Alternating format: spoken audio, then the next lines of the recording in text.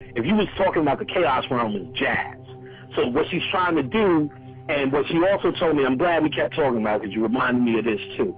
She told me what part of her role was to mix this restraint, this Christian music, this conformity, this lockdown with chaos music. So this will be the introduction into that Christian mindset into the realm of chaos, which was jazz. So that album now serves for a future time, which is now. So the magic, even though it was a delightful album, I'm sure, right, the magic is actually activated right now for a future time. You get what I'm saying? Yeah. For a future time.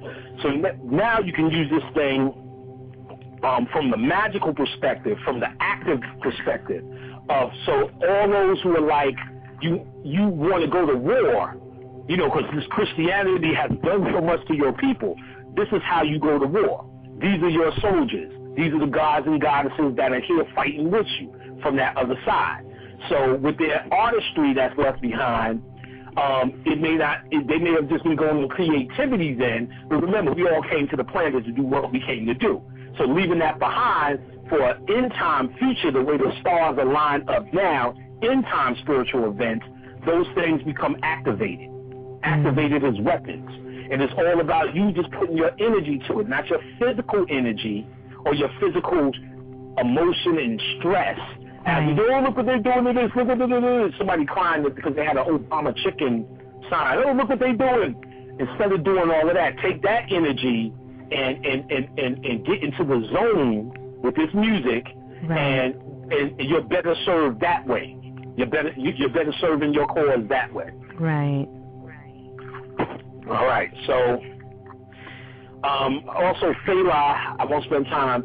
Everybody loves and knows Fela, but he came through too. Now he told me two things. I guess his mother, that particular energy, but what he was explaining to me was backed up Mahalia, and it made sense.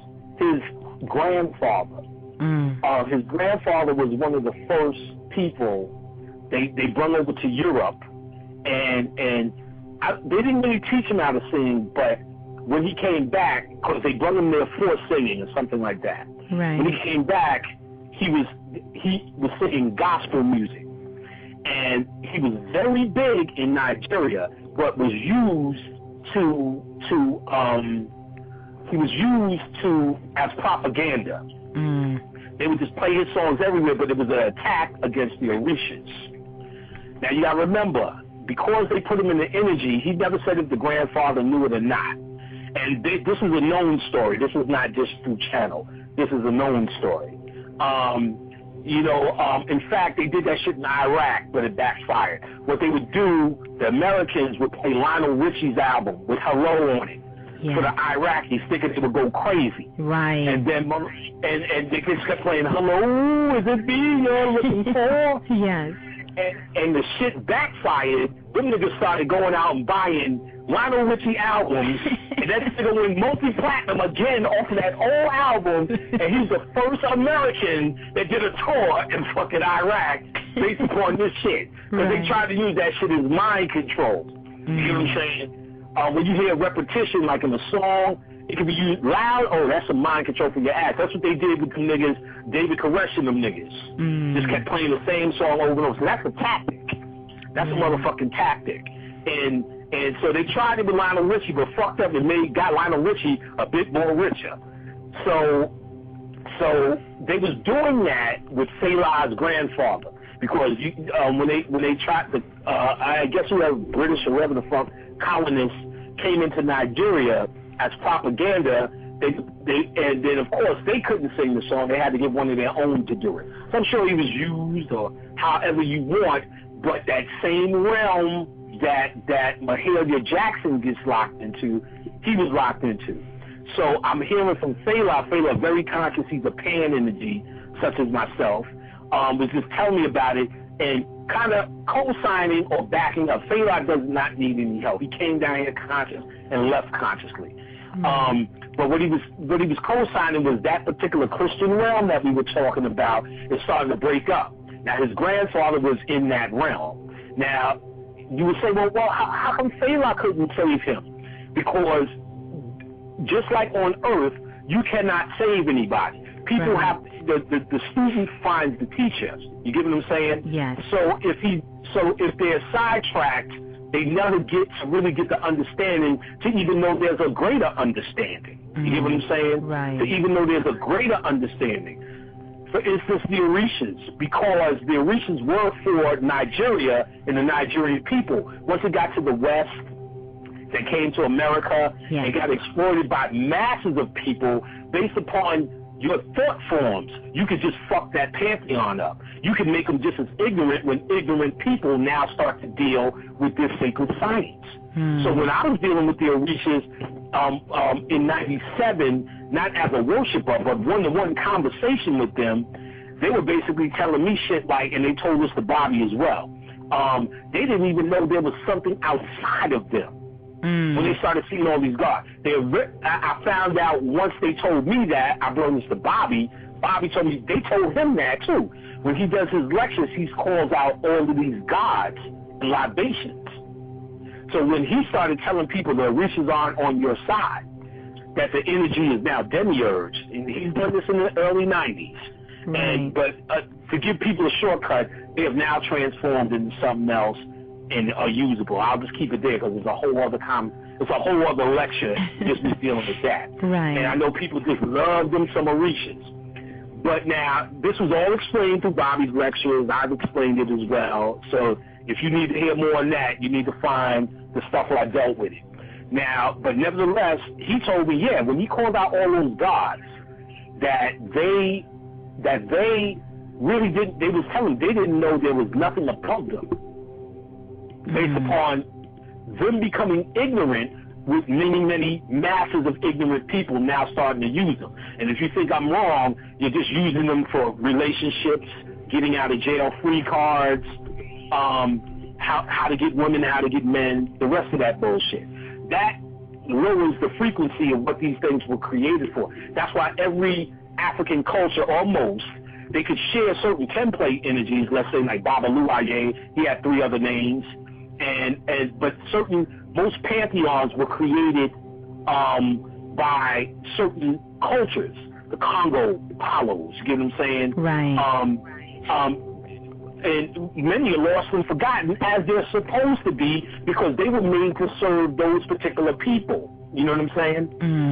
Yeah.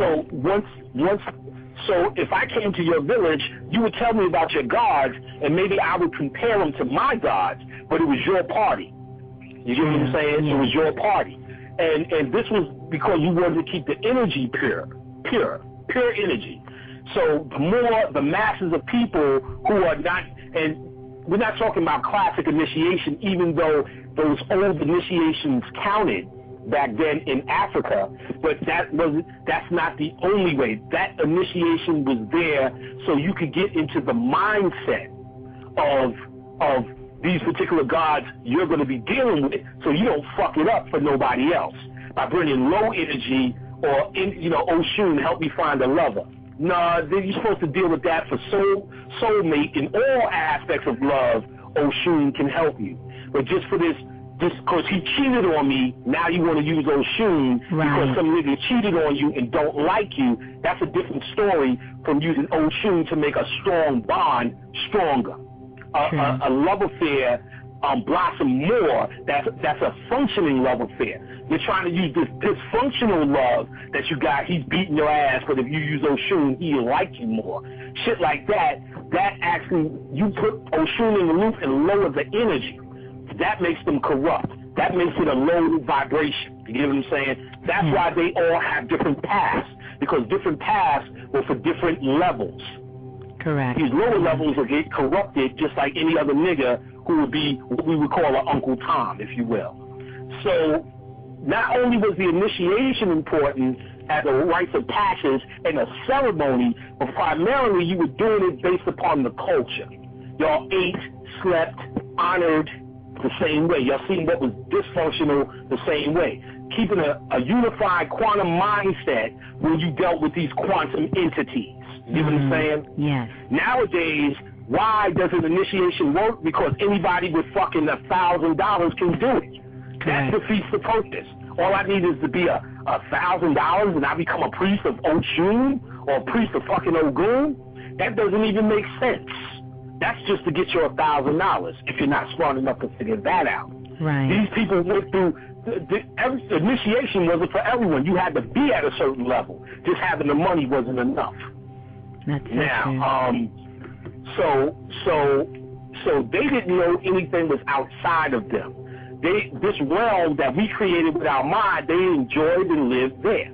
But see, what I'm trying to tell you, when you deal with end-time spiritual events, these dimensions are starting to break down severely now. And ultimately, it trickles down to Earth, the end of the world. You get what I'm saying? Right. And ultimately, what's happening now is based upon our mindset, whatever we call ourselves, a Moor, a Chickasaw Indian, a gymnast, a butcher, a baker.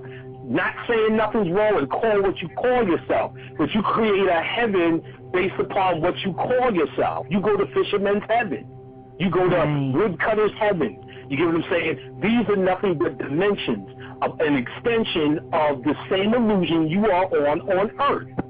So the key is these dimensions must burn up for you to go to the true world of the real, and that should be the goal, where you are experiencing it in your real form with your real light. And so, in other words, these dimensions are fucked up too. These dimensions are being burned the fuck up. That's also in Gnosticism, that the dimensions must burn up first. Then it'll eventually trickle down to the slowest part of your reality, third dimension, which is Earth. So all of this stuff must start happening, moving in the spirit world before you can see it move down here. So the good news is when you hear the Christian realm is being stirred up, i.e. Phelan's grandfather is a confirmation or just another aspect of the same thing, same time with Mahalia. You get what I'm saying? Right. These things are starting to have effect. So all the conscious talk, all the conscious thought, all the conscious reading is actually supposed to impact the spirit world. And it is. You get what I'm saying? Yeah. It is. So basically that's what's going on. That's what's happening now. A certain amount of progress. That's just one aspect. You know, a certain amount of progress is being made. In other words, we going through this change. Yes. We going through this change. And most people ain't ready for this particular change. Kundalini is change. Yes. And we're about to get right into that. Kundalini is change. What I'm going to do, as I've been doing, is start going through some of the notes and kind of elaborating on some of the notes. Now, primarily, there are many Kundalini books, many chakra books. This particular book, Bobby was up here in New York, and we was in East-West bookstores. This was about 2 years ago, maybe even 3. And we buying books. I had a handful. So he found this book and was like, yo, you got to get this book. I'm going to come back to get it. I guess he heard that. I guess he heard in my voice like, yeah, okay. And I got enough already. And so he said, fuck this shit. I'm going to buy this for you right now. You got to read this. So I said, all right, let me get it. He bought it. And the name of the book is called Kundalini Ag Horror. This is the second book, part 2. AGHORA. And Ag Horror is just basically a set or a particular group. Or particular, it would be like saying the Moors of Kundalini or the Nuwabis of Kundalini. It's just another group, a set, probably a priesthood. Right. Okay. By Robert E. Svoboda. Last name is spelled Svoboda. It's a pretty good book.